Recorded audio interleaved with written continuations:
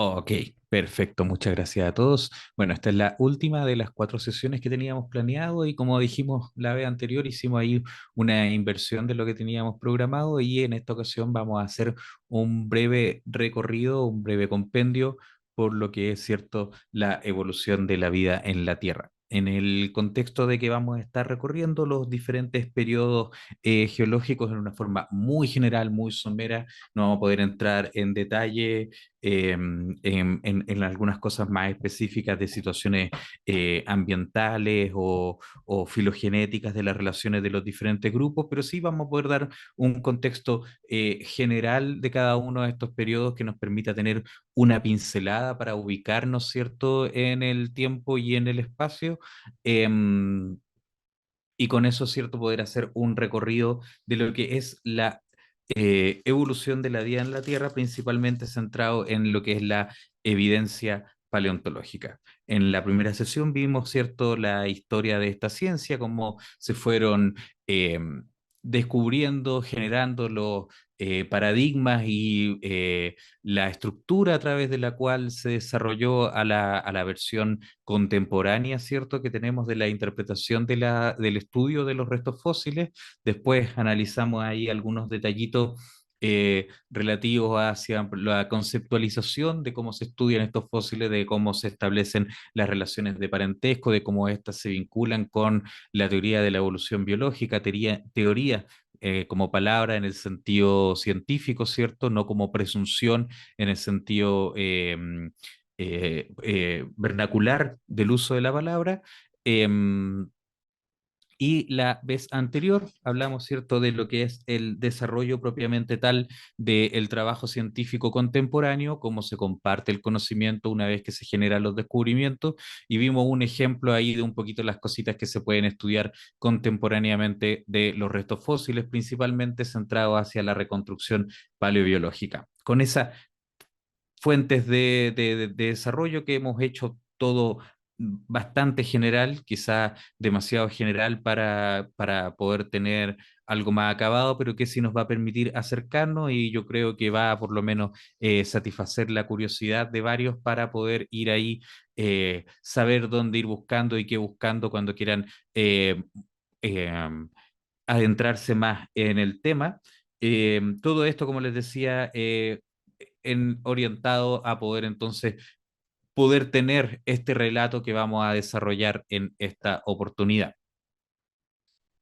Entonces, lo primero, ¿cierto? Te vieron, el título de la sesión es Evolución de la vida en la Tierra y por lo tanto necesitamos hacer dos definiciones, una es de tiempo, la otra es de lugar. La primera de lugar, ¿cierto? Nos referimos exclusivamente a lo que es el desarrollo de la vida en nuestro planeta, la cual entendemos también a través de esta evidencia acumulada que tiene un origen único en un planeta que tiene aproximadamente una antigüedad de unos 4.600 millones de años y que tenemos evidencia de que por lo menos hace 3.800 millones de años existe un origen único en el tiempo lo reconocemos como los organismos vivos. Por lo tanto, entendemos que hay una característica emergente que define a los organismos vivos, que es poseer la vida. Posteriormente, ¿cierto? Esto es en la escala de tiempo absoluto que ya visitábamos la otra vez. La mayor parte del periodo de la Tierra se caracteriza por eh, vida, bueno, los primeros 1.000 millones de años por lo menos por la ausencia de evidencia de vida, y posteriormente los 3.800 millones de años siguientes, tan solo una concentración en los últimos 500 millones de años de lo que denominamos la vida visible o de organismos multicelulares o de organismos complejos, como lo que entendemos hoy en día tanto en los reinos vegetales y animales sensulato, ¿cierto? En el sentido amplio de esa definición.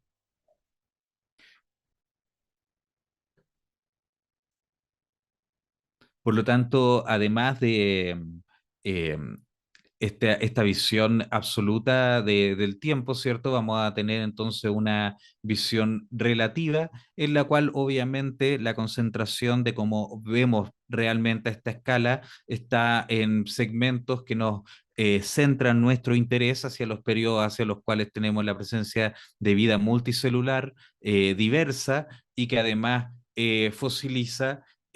para poder definir cada uno de estos periodos y es lo que entendemos, como les decía, como el periodo del Fanerozoico, el Eón Fanerozoico, en donde tenemos dos grandes periodos de tiempo que vamos a revisar en detalle, que son Paleozoico, Mesozoico y Cenozoico como vida antigua, media y nueva en la definición estricta de la traducción de la palabra. ¿Qué es la vida, cierto? Es una pregunta compleja y que entre las definiciones que vamos a encontrar en la biología, no vamos a encontrar una definición de consenso, sino que posiblemente múltiples definiciones, pero sí vamos a entender a priori, antes que tener una definición de vida, que distinguimos entonces moléculas que están dentro de lo que denominamos orgánicas de aquellas que son inorgánicas, es decir, aquellas orgánicas que además de su definición estricta, que es estar construida alrededor de un esqueleto de carbono, también son aquellas del resultado de procesos biológicos y son las que encontramos principalmente en los organismos vivos. Oparin, este científico ruso que ven acá a la izquierda, entonces presentó una primera definición de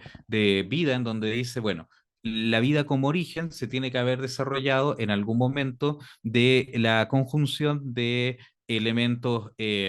inorgánicos que dieran origen a moléculas orgánicas, de las cuales la organización de estas moléculas orgánicas va a dar origen a los organismos vivos propiamente tales. Y por lo tanto, Parín decía, debería existir una sopa primordial de elementos inorgánicos simples los cuales bajo determinadas circunstancias, que son las circunstancias de esta tierra primigenia en los primeros 1.000 millones de años, ¿cierto? Podrían haber dado origen entonces a las moléculas orgánicas complejas, las cuales organizadas de una determinada manera, que es lo que vamos a ver a continuación, es lo que entonces entendemos como vida. Esta idea finalmente llega a este estudiante de doctorado de la Universidad de Chicago, Miller, quien dice entonces pongámosla a prueba experimentalmente y diseña este experimento. Su profesor de doctorado, Urey, le plantea entonces que tiene la posibilidad de poner a prueba este experimento, pero si no tenía resultados, iba a tener que derivar rápidamente su tesis en otro tema, pero le da la posibilidad de dar cuenta de este experimento que es el famoso experimento de Miller. ¿Qué es lo que hace el experimento de Miller? Simula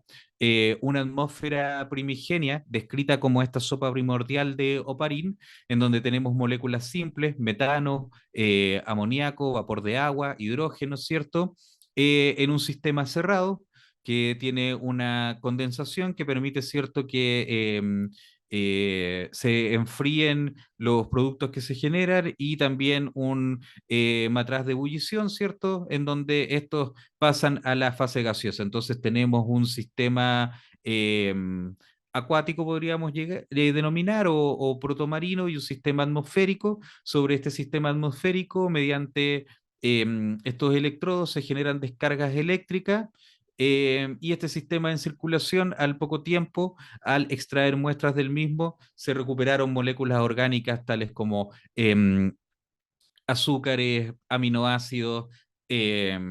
y otras ahí de importancia que se generaron cierto producto de esta reacción. Entonces, ¿qué es lo que prueba el experimento de Miller exitosamente? Es que de moléculas inorgánicas nosotros podemos obtener moléculas orgánicas eh,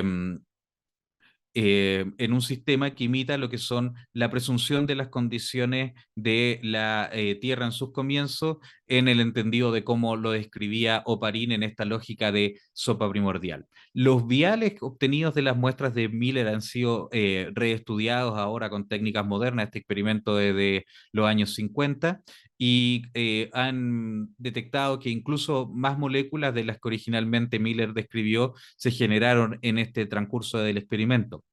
Cabe señalar que aun cuando Miller demuestra que se pueden generar mediante este sistema moléculas orgánicas y que por lo tanto hay una realidad que puede tener lugar cierto en el planeta, lo que no logra generar en Miller obviamente es una organización de un sistema vivo a partir de estas moléculas. No voy a entrar en detalle, pero la presunción de lo que ocurre ahí, ¿cierto?, implica otros pasos, otros elementos que finalmente llevan a la aparición de lo que entendemos como un organismo vivo. ¿Y qué es un organismo vivo? Desde el punto de vista de la teoría del sistema, ¿cierto? Lo entendemos obviamente como un sistema y es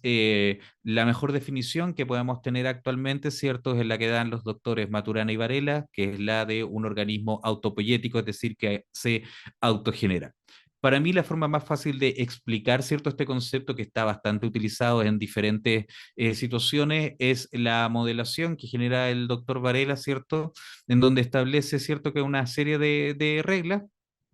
en donde tenemos un elemento, donde está el puntero, acá, una serie de elementos B en el sistema, en la cual vamos a tener una reacción autocatalítica, porque es catalítica porque uno de los elementos que está como sustrato de la reacción se mantiene en la reacción, ¿cierto? Permanece, no se consume en la misma, en donde dos elementos del sistema dan origen a un sistema, a un producto M. Este producto M tiene la capacidad de cerrarse sobre sí mismo, ¿cierto? Y de seguir agrupándose. Y también este elemento M se degrada sobre de elementos de los cuales se dieron origen, que es B. Como otras reglas, ¿cierto? Establece que los elementos M son permeables al paso de B, que A se encuentra en su interior y que es ahí donde produce esta reacción catalítica. Y esto es, en definitiva, lo que es un sistema vivo en su acepción más simple. Lo podemos complejizar con todos los procesos bioquímicos que ocurren en un sistema vivo, pero lo que tenemos, ¿cierto?, es que cuando la velocidad de generación de 2B más A como producto M más A sea mayor a la velocidad de M más 2B, vamos a tener crecimiento y eventualmente reproducción, porque este sistema se va a hacer lo suficientemente grande que se va a poder dividir. Si por el contrario, la velocidad de degradación de M en 2B es mayor que la velocidad de generación de 2B más A como producto M más A, entonces vamos a tener la muerte del sistema. Recordemos que como sistema, el objetivo de todo sistema, ¿cierto?, es permanecer en el tiempo y por lo tanto mantener este equilibrio eh, catabólico, ¿cierto?, que da cuenta de lo que se genera como organismo vivo. Y todas las características de un organismo vivo se pueden presumir, ¿cierto?, en este simple modelito que es básicamente lo que explica la teoría de la autopoiesis.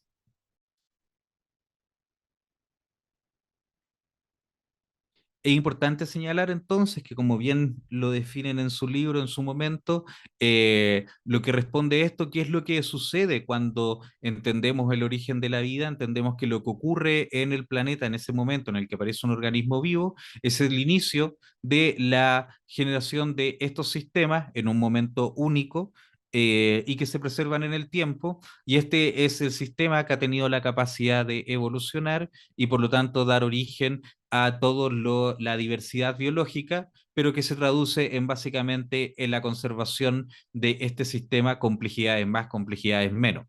A diferencia de lo que veíamos en el experimento original, que lo que teníamos ahí era la posibilidad de que en las circunstancias abióticas se pudiesen generar moléculas orgánicas por la mera interacción de moléculas inorgánicas. Teniendo eso en consideración, ¿cierto? Pasamos entonces, como les decía, a esta perspectiva de lo que es la escala de tiempo geológico, ya no en forma absoluta como lo veíamos en la imagen anterior, sino que en tiempo relativo. Y obviamente esto ha sido organizado de forma que pueda ser entendido en el tiempo y la conservación de ciertos nombres clásicos, que era lo que veíamos en la clase de concepto. Como les decía, el periodo más grande de tiempo corresponde a lo que se denominaba precámbrico, ¿cierto? A este eón desde los primeros 4.600 millones de años de la Tierra, desde su origen hasta cerca de 500 millones de años, en lo cual no tenemos una vida visible, pero sí tenemos la presencia de organismos unicelulares y la evidencia de la presencia de esto. Y posteriormente, ¿cierto? Tenemos todo el eón, esto lo vamos leyendo en este sentido, ¿cierto? desde el punto presente hacia la mayor antigüedad, que aquí está expresado en millones de años, a este eón que se denomina el Fanerozoico o la etapa de la vida visible. Vamos a ir revisando entonces cada periodo en particular a esta escala en detalle para ver qué es lo que está sucediendo en cada uno de esos momentos y, como les decía, concentrado en lo que obtenemos, en lo que hemos eh, derivado del análisis de la evidencia fósil.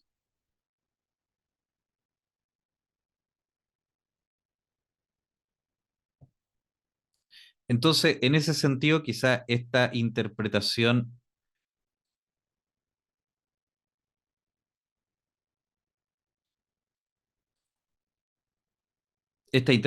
clásica, ¿cierto? Ustedes ya la conozcan, es mucho lo que decíamos originalmente en el comienzo de lo que eh,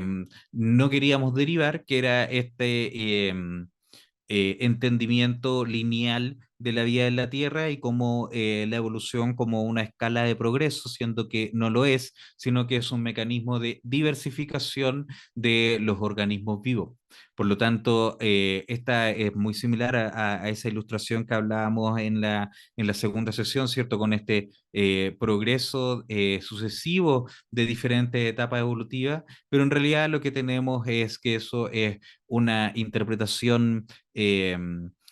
eh, didáctica y que es lo que también vamos a hacer en esta sesión, que va a ser eh, el recorrido, ¿cierto? Etapa por etapa, desde los diferentes organismos que van ocurriendo en el tiempo, pero en el entendido que eso no da cuenta de como lo que se pretende mostrar aquí, de una suerte de linealidad en la aparición de los organismos y menos aún del desarrollo de situaciones o de organizaciones más complejas de los organismos vivos que no es el entendido de lo que pretendemos explicar acá. En el momento en el que surgen los organismos multicelulares, eh,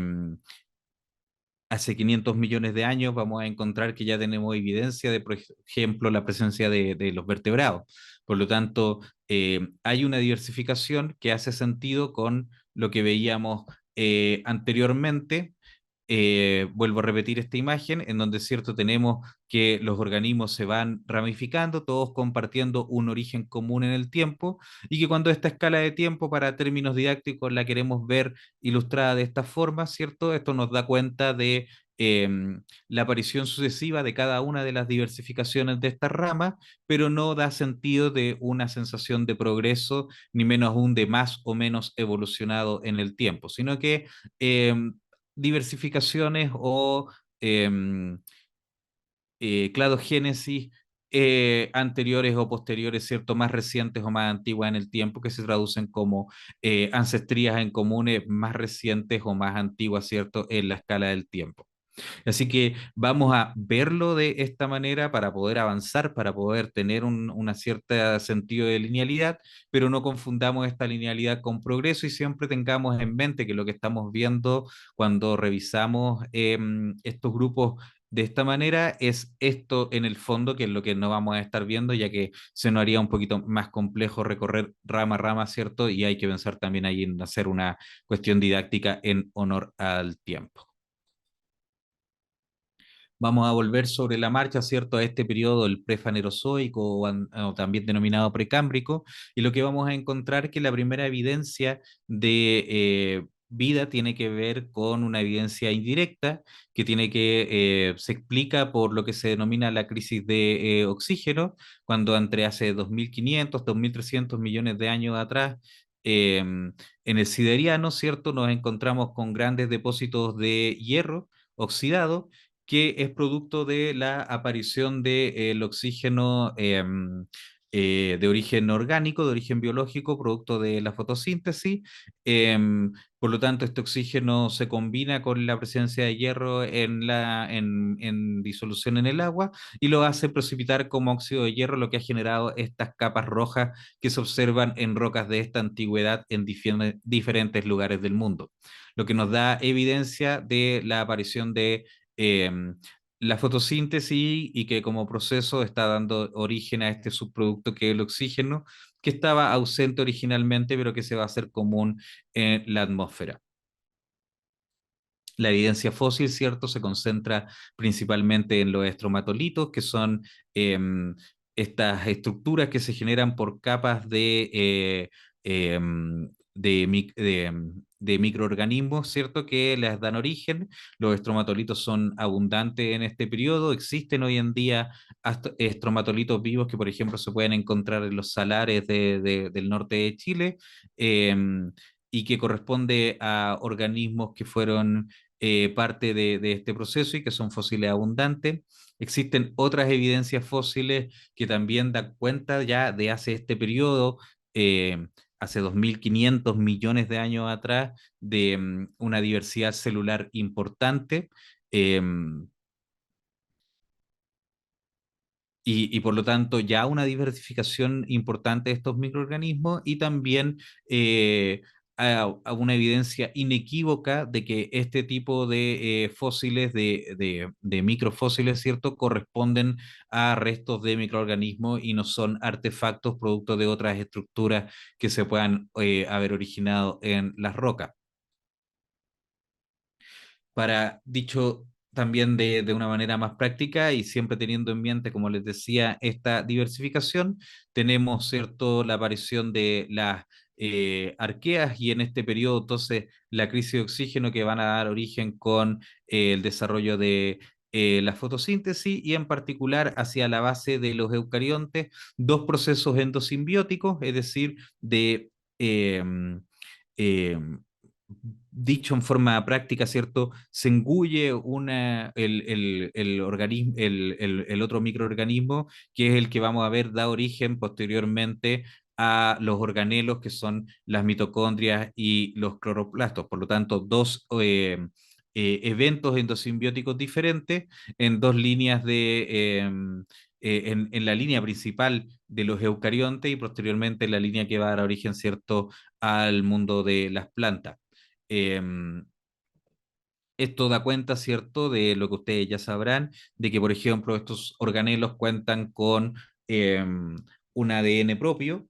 ¿cierto? Por eso de ahí tenemos el origen del ADN mitocondrial. Y en el caso, ¿cierto?, también del ADN cloroplástico para las plantas. Eso es lo que está pasando en este periodo de tiempo y como les decía, aun cuando tenemos esta evidencia fósil que les mostraba previamente, diversa y abundante, obviamente estos procesos no los estamos viendo en la evidencia fósil, pero sí tenemos evidencia directa de lo que podemos ver en el desarrollo de la biología molecular, que nos da evidencia de estos dos procesos. Recordarán ustedes cuando hablábamos, ¿cierto?, de la evolución y de la selección natural como este mecanismo eh, rector de los procesos evolutivos, entenderán que aquí, cierto, hay un proceso evolutivo que tampoco puede ser explicado por ninguna de estas cuatro fuerzas evolutivas que hablábamos en el comienzo y que posiblemente no solamente está ocurriendo en esta etapa, sino que posteriormente también tenemos, además de estos procesos endosimbióticos, mecanismos de, por ejemplo, y eso pasa sobre todo en la línea de los microorganismos que llegan hasta el día de hoy, de transferencia lateral de genes y otros mecanismos que son importantes de tener en cuenta en la macroevolución de lo que está ocurriendo en esta etapa. La evidencia más antigua de fauna, o sí lo podríamos llamar de cierta manera fauna, es la fauna de Ediacara. Esto es en el periodo justamente previo a esta transición entre el precámbrico y el fanerozoico y corresponde a organismos multicelulares que no representan taxas modernos, es decir, no representan grupos modernos, pero que sí dan cuenta ya de una diversidad de formas, principalmente sésiles aparentemente, y no solo importantes en el sentido de el hecho de que ya corresponden a organismos, a macroorganismos, por decirlo de alguna forma, en el orden de los centímetros, ¿cierto? Y además de ser multicelulares, por lo tanto también una especificidad de los tejidos y del origen de de la especificidad de las células dentro de un mismo organismo, em, sino que también porque se han reconocido en diferentes lugares del mundo. Por lo tanto, ya estamos hablando de una fauna diversa distribuida en diferentes partes del planeta. Cuando hacemos esta transición, nos vamos a encontrar con el Cámbrico, que va a ser el periodo que, previo a cuando se descubriera la fauna de Yacara, era lo que se denominaba la explosión del Cámbrico. Aquí llama la atención que la mayoría de estos organismos todavía son organismos, perdón, no todavía son. La mayoría de estos fósiles son conservadas de partes blandas que se caracterizan porque existen unas condiciones particulares de preservación que permitieron que se hubiesen encontrado abundantemente en Burgess Shale, que es una localidad en la Columbia Británica, en Canadá, que permitió identificar una diversidad de estos organismos multicelulares que, a diferencia de la condición sésil de la fauna de Diacara, ya podemos reconocer condiciones ecológicas modernas como lo son la depredación entre los mismos. Eh, la explosión del Cámbrico se denomina así no solamente porque encontramos una gran diversidad ya de organismos y de filums modernos y la representación en general de todos los filums modernos, sino que también porque encontramos filums que van y formas extrañas que no van a tener una diversificación posteriormente. Esto es lo que se denomina como el proceso de árbol de Navidad o de pino, en donde hay una diversificación amplia hacia la base, un sesgo y después líneas sobrevivientes que van a dar origen a todos los finus modernos y un proceso de diversificación o de aparición de categorías taxonómicas superiores como lo son los filum, que no vuelve a tener lugar en la historia del planeta. Como les decía, en este periodo vamos a encontrar la evidencia de todos los filums modernos, incluidos, ¿cierto?, también antecedentes de los primeros cordados, que es el grupo al cual pertenecen los vertebrados. Llama la atención, ¿cierto?, por ejemplo, animales de depredadores de tope en este periodo, como los anomalocáridos, ¿cierto?, reconocidos por una diversidad de especies importantes de gran tamaño, y la historia entretenida de lo que pasa con los fósiles de Burgess tiene que ser con que la mayoría de estos, cuando fueron descubiertos originalmente a principios del siglo XX, fueron caracterizados todos dentro de Phylum moderno. Por ejemplo, los restos fósiles independientes de los anomalocáridos fueron descritos como la cola de camarón, lo que después se describió como el hocico se determinó como un posible equinodermo, es decir, un erizo, y así sucesivamente, pero no fue hasta los años 70 y el reestudio de estos fósiles que se reconoció, ¿cierto?, que la mayoría de estos individuos correspondían en realidad a filum desconocidos y que posterior al Cámbrico no tuvieron un desarrollo más allá de este periodo. Es decir, dicho en una forma eh, simple, no tienen una descendencia más allá del Cámbrico. Además de, como les decía, está representado el origen de todos los filum que conocemos hoy en día, eh, tanto artrópodos como vertebrados por el otro lado. Aquí algunas formas, ¿cierto?, extrañas de lo que se reconocen dentro de la fauna de Burgess Shale, los anomalocáridos, ¿cierto?, como les decía, como este grupo de depredadores tope que se encuentra absolutamente extinto hacia finales del Cámbrico, o Pavinias, un filum extraño con esta suerte de trompa como aparato masticador y la presencia de 5 elementos apéndices que son reconocidos como ojos del animal, lo cual es una extrañeza, ya que todos los filum posteriores vamos a tener la presencia de estas estructuras en números pares. Algunas formas que vamos a reconocer por el resto del Paleozoico, como los trilobites, ¿cierto? Los anomalocáridos son reconocidos como depredadores, ya que en el estudio de estos fósiles la preservación es tan exquisita que durante la preservación se ha podido llegar hasta a diseccionar parte de estos animales y se han encontrado em, restos de trilobita en lo que se interpreta como su aparato digestivo, y picaya, que es este animal de simetría bilateral, es decir, de dos partes especulares a partir de un eje longitudinal, que se entiende como un representante de lo que va a dar origen posteriormente al filum de los cordados, que es donde se agrupan, ¿cierto?, los vertebrados que nos representa a nosotros mismos. Volviendo un poquito sobre la marcha, ¿cierto? Tenemos que habíamos reconocido la fauna de Ediacara antes de este límite al inicio del Fanerozoico, y hacia el Cámbrico, ¿cierto? Tenemos la fauna de Burgess-Shale que representa lo que se reconoce como, se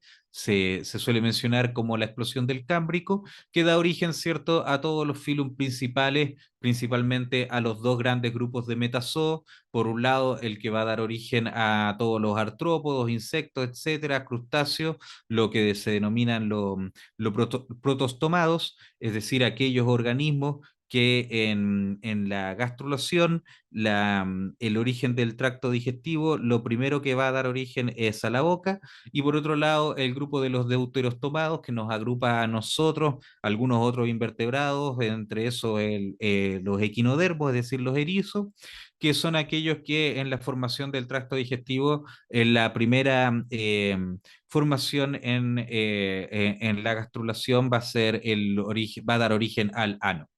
Esa simple diferenciación es lo que va a dar origen a estos dos grandes grupos de metazoos, que son tanto los protostomados por la línea de crustáceos e insectos, y los deuterostomados, donde tenemos la línea, ¿cierto?, de los equinodermos, erizos, estrellas de mar y vertebrados por el otro lado. Y esa diversificación o esa divergencia ocurre, ¿cierto?, tempranamente previo al Cámbrico, para que para este periodo, ¿cierto?, ya tengamos representados todos los grandes filum de protostomados y deuterostomados en el registro fósil, particularmente en el de Burgess Shale.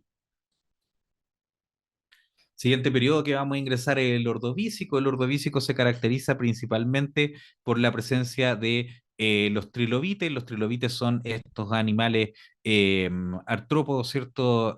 No, perdón, no son artrópodos. Estos animales invertebrados, quise decir, que se caracterizan por tres lóbulos en su eje longitudinal,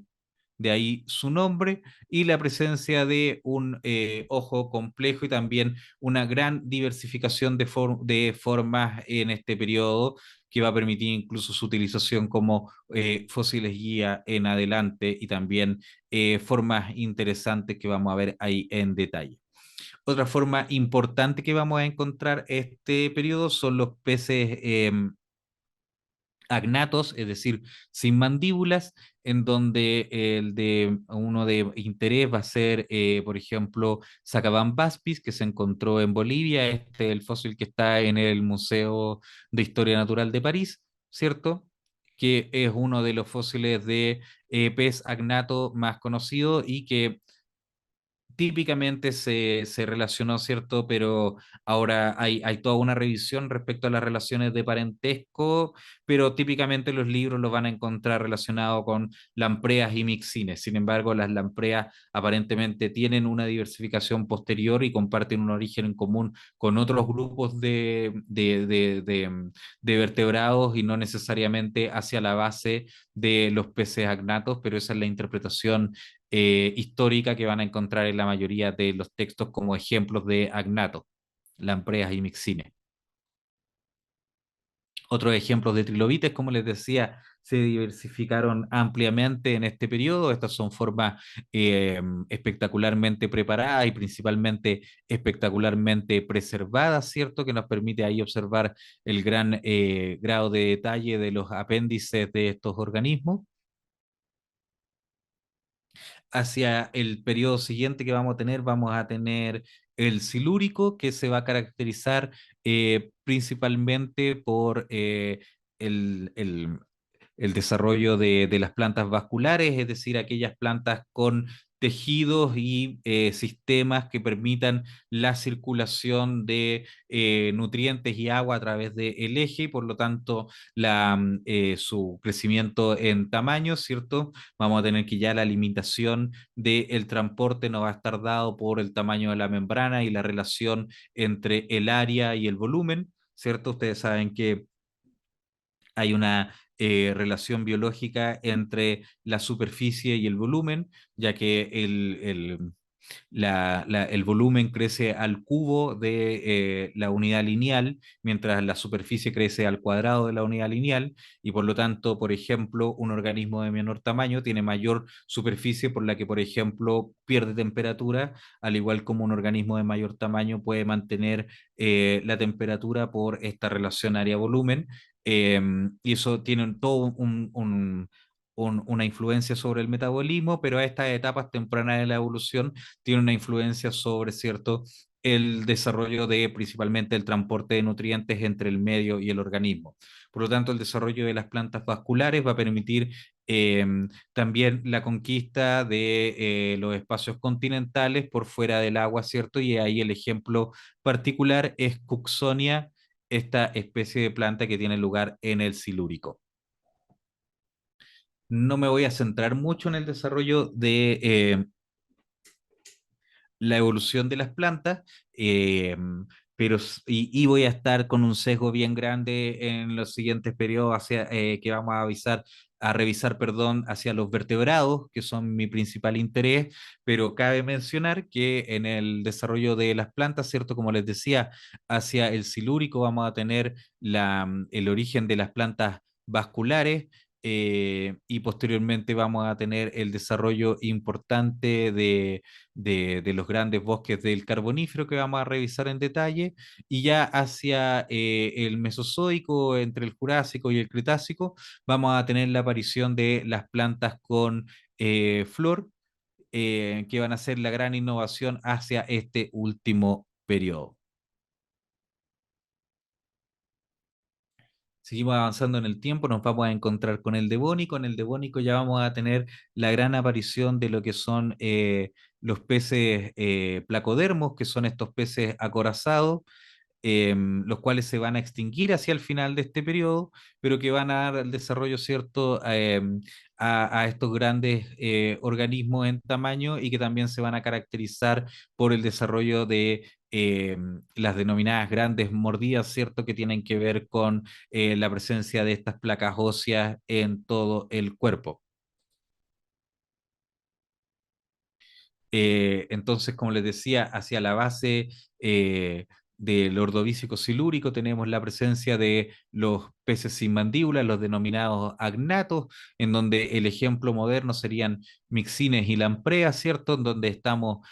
como su representante más antiguo, teníamos a Sacabambaspis, y ahora ya hacia el Devónico tuvimos el desarrollo de los peces con mandíbula, en donde una primera línea es la de los placodermos, que se va a extinguir hacia finales del Devónico, y que comparte un ancestro en común más reciente, con lo que da origen a todo lo que tenemos como los peces que reconocemos actualmente, que son tanto condrictios por un lado, es decir, los peces de esqueleto cartilaginoso, rayas y tiburones, y todos los peces de esqueleto óseo, en donde vamos a tener los que denominamos peces propiamente tales, ¿cierto? Lo que reconocemos como peces, y esto si lo ven en la acepción como peces de aletas radial, o los peces tradicionales, por decirlo de alguna forma, y vamos a tener una segunda línea que nos va a dar origen a una serie de peces de aletas lobuladas, en donde el ejemplo más común es este fósil viviente que es, me bloqueé, eh, ya me voy a acordar el nombre, pero que comparte un origen común con la línea que da origen a todos los tetrápodos, en los cuales nos representa a nosotros mismos, ¿cierto? Que estamos ahí dentro de esa línea.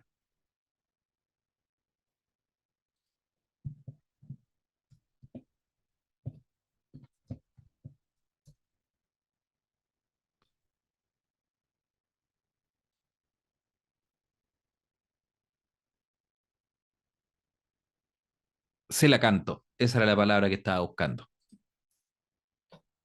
Ah, Gonzalo, gracias, tú te acordaste. Pero aquí tenemos entonces como representante, ¿cierto?, de este grupo al celacanto y como les dijo, comparte un ancestro en común reciente con los anfibios. Hacia la base de esta línea que va a dar origen en este periodo, en el Devónico, vamos a encontrar representantes de estos peces de aletas lobuladas, también en el registro fósil importantes, porque van a ser los que van a estar desarrollando las características que van a dar origen a los tetrápodos, que como bien lo dice el nombre, son aquellos animales de cuatro extremidades, ¿cierto? Que se caracterizan por el desarrollo óseo de estas cuatro extremidades y que están íntimamente relacionados con un ancestro en común con los peces de aletas lobuladas, como en este caso Eustenopteron. Vamos a encontrar otros peces de aletas lobuladas en el registro fósiles como Tiktaalik y también Acantostega, que era más reconocido, que están, este fue descubierto por allá por el año 2006, reciente, como más, representante más reciente de, de estos grupos de animales, y Acantostega era como el ejemplo clásico que aparecía previamente en los libros de texto y que se caracteriza por esta polidactilia sobre 10 dedos a los 5 tradicionales que se van a mantener en todas las líneas de tetrápodos posteriores que se van a desarrollar de este origen en común y que son los que van a reunir las condiciones para finalmente asumir el paso a la Tierra. Basalmente también vamos a compartir un ancestro en común con aquellos peces pulmonados. Actualmente existen tres especies de peces pulmonados que existen en el mundo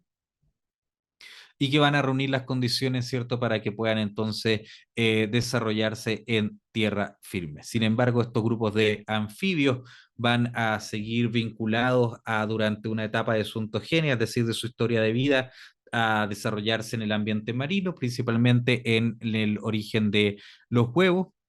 y eso es lo que vamos a tener ahí en el periodo carbonífero, en donde vamos a tener como representante basal de la línea que va a dar origen a los anfibios actuales, a Eriops. Eh, Eriops va a estar como representante más cercanamente vinculado o va a compartir un ancestro en común más reciente con todos los anfibios actuales en el Carbonífero, que con la línea que separa a esta línea que da origen a Eriops más a los anfibios y a los amniotos, que por lo tanto también tienen su origen en el Carbonífero. ¿Qué son los amniotos? Los amniotos son el grupo de tetrápodos que va a resolver esta dependencia a al ambiente acuático durante una etapa de la ontogenia, principalmente durante el huevo, a través del desarrollo de un huevo de cáscara dura y de una serie de membranas que va a permitir que pueda ser colocado en tierra y en un ambiente terrestre, y que por lo tanto es la línea a la cual estamos vinculados mamíferos, aves y todo lo que típicamente reconocíamos como reptiles.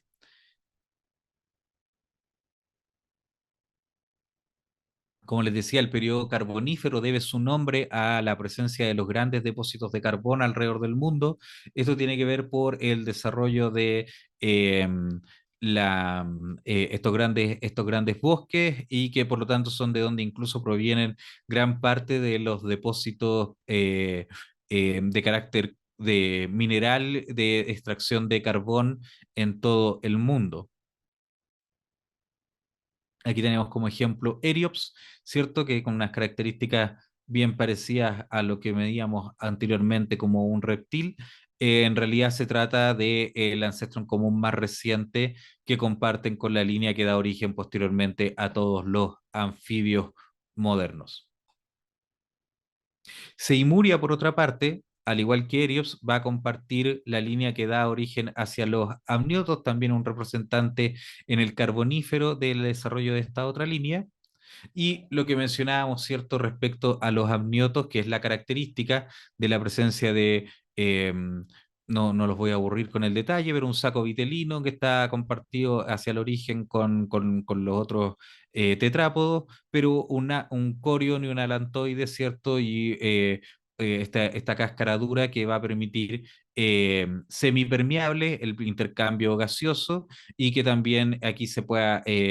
desarrollar el organismo en un ambiente seco y dependiente del agua, y esa es la gran característica que define a los amniotos y la independencia del ambiente acuático y por lo tanto la conquista de los ambientes terrestres propiamente tales, aun cuando hayan posteriormente grupos de amniotos que van a volver al agua, con siendo el caso típico tanto los reptiles marinos del Mesozoico, cocodrilos o también los cetáceos, como no, como ejemplo en el caso de los mamíferos. Entonces aquí, para muestra un botón, una comparación, ¿cierto?, entre lo que tenemos el saco vitelino de los anfibios y la carencia de una cáscara dura que permita la protección del medio exterior hacia la desecación, y dos ejemplos clásicos de lo que son amniotos tanto como placentarios como nosotros, y en el caso de arcosaurios como son reptiles o aves. El pérmico, que va a ser el último periodo eh, el último periodo del Paleozoico, se va a caracterizar por la gran diversificación de los dos grandes grupos de amniotos, los cuales, como dijimos, tienen su origen en el Carbonífero, están representados por seis mourias, pero que va a dar origen a dos grandes líneas, principalmente una que son los sinápsidos. Estas dos líneas están definidas por características óseas del cráneo bien generales que vamos a revisar a continuación, pero que son una línea que va a dar origen a lo que reconocemos como los sinápsidos, que son principalmente los que van a dar origen a los mamíferos, y donde vamos a encontrar líneas hacia el pérmico de lo que reconocemos como los eh, reptiles mamíferoides que vamos a tener como más basales a los pelicosaurios, que son Dimetrodon como el ejemplo más conocido, estos reptiles de grandes eh, velas dorsales con la extensión de las espinas neurales de la columna vertebral, ¿cierto? Eso es una redundancia, pero bien digo, la extensión, la hipertrofía de las espinas neurales. Eh, y, y esta línea que se va a extinguir, ¿cierto?, en este evento característico al final del Pérmico Triásico, pero vamos a tener una línea sobreviviente que va a mantener un bajo perfil durante todo el Mesozoico, caracterizada principalmente por pequeñas formas eh, a los pies de los dinosaurios, que son los que van a desarrollar su gran tamaño durante este periodo, y que es la línea que finalmente va a dar origen a los mamíferos. Por el otro lado, dentro de los eh, amniotos vamos a tener la línea de los diápsidos, en la cual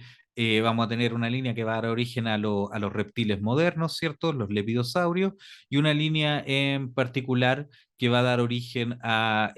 los arcosaurios o los denominados reptiles dominantes, que vamos a entenderlo en forma simple como aquella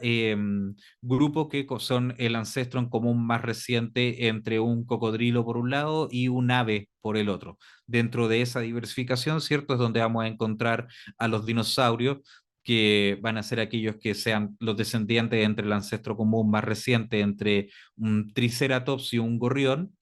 eh, y que dentro de los arcosaurios entonces están abarcados como dinosaurios, ¿cierto? Al lado ahí de los cocodrilos. Y las aves como una línea dentro de los dinosaurios.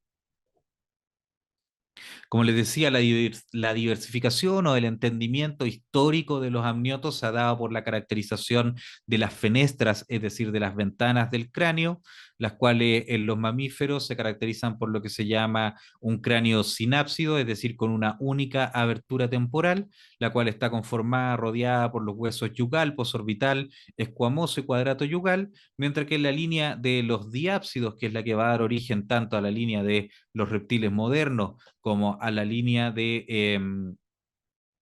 los arcosaurios, eh, presenta dos fenestras orbitales a diferencia de esta otra línea. Eso como la distinción elemental dentro de los amniotos que nos permite distinguir a estos dos grupos. Basalmente se reconoce un cráneo anápsido, eh, en la línea principalmente del grupo de los pararreptiles, que no voy a entrar en el detalle de este grupo en particular, y también en las tortugas. Sin embargo, otros estudios filogenéticos han situado a las tortugas más cercanamente al grupo de los arcosaurios, pero ha sido un grupo difícil de clasificar y también por tiempo no vamos a entrar en detalle. A pesar que hacia el Pérmico vamos a encontrar los registros más basales de tortuga y del desarrollo, ¿cierto?, de este caparazón óseo caracterizado por el ingreso, por decirlo de alguna forma, anatómico de la cintura escapular dentro de la caja torácica de las costillas, como gran característica de las tortugas. Como les decía, hacia el Pérmico vamos a tener el origen de estos reptiles mamiferoides representados basalmente por los pelicosaurios. Hay un ejemplo de estos pelicosaurios y la apariencia de las espinas neurales hiperextendidas. Y otra línea que son los terápsidos, que son representados por ejemplo, los gorgonópsidos, que tienen una apariencia, perdón, más mamiferoide, y que de los cuales se presume ya un metabolismo de lo mal denominado sangre caliente, o dicho de mejor forma, un metabolismo, ¿cierto?, independiente de la temperatura ambiental para el desarrollo de las actividades metabólicas. Se presume, ¿cierto?, que esta estructura de los pelicosaurios tiene que ver con termorregulación y con la mantención, ¿cierto?, entonces de un metabolismo más activo a través del control de la circulación, a través de esta vela para el enfriamiento o calentamiento diferencial, ¿cierto?, de la temperatura corporal. Llegado a este punto, nos vamos a tener que enfrentar con un temita que le hemos hecho un poco el quita a medida que vamos recorriendo las etapas, que tiene que ver con las grandes extinciones. Principalmente se reconocen 5 eventos de grandes extinciones que están representados por movimientos importantes en la diversidad del registro fósil, en donde la más llamativa o la de mayor impacto es aquella que se desarrolla entre el límite del Paleozoico y el Mesozoico, que es la reconocida como la extinción pérmico-triásico.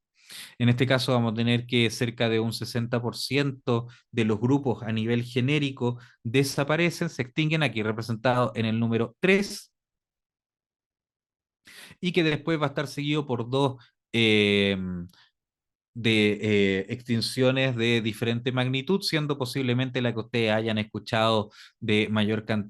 con mayor evidencia, ¿cierto? La que se desarrolla al final del periodo Cretácico, que tiene que ver con la, entre comillas, extinción de los grandes dinosaurios. Para el modelo filogenético que estamos tratando en este curso, no avianos, y no así con la eh, extinción, ¿cierto?, de otros grupos que sobreviven a esta etapa. Sin embargo, la extinción a finales del Pérmico es la de mayor cuantía o de mayor impacto en el desarrollo de la diversidad de la vida en la Tierra, y se atribuye principalmente al desarrollo de lo que son las llamadas trampas siberianas, ¿cierto? Que este periodo de alta actividad volcánica, perdón, que da origen a estos grandes basaltos que se encuentran en la región siberiana. Y esto habría generado, ¿cierto?, condiciones de aumento de CO2 en la atmósfera, que habría tenido como consecuencia el desarrollo de esta etapa, ¿cierto? Aquí una reconstrucción de cómo es que se ve el desarrollo del CO2 en la atmósfera relacionado con estos eventos, y acá, ¿cierto?, la escala de la cantidad de basalto que surge, que aparece en ese momento en el mapa del Pérmico en ese momento. Por lo tanto, nos encontramos con este proceso de extinción, eh, y que entonces también guarda relación otros eventos en el tiempo de desarrollo de estos grandes flujos de basalto, también con otros periodos de extinciones que se hayan desarrollado. Quizás hacia el final, que lo vamos a ver más adelante en la transición del Cretácico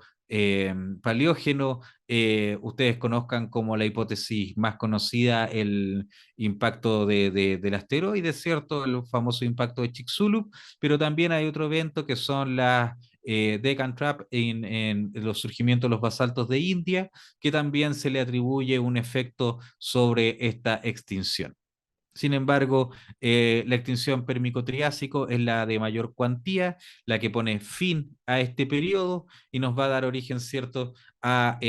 lo que vamos a estar revisando en la siguiente parte. Así que vamos a hacer una breve pausa y les parece si continuamos en 9:15. 9:20, para que tengamos unos 10 minutitos más o menos, un poquito más de 10 minutitos para descansar.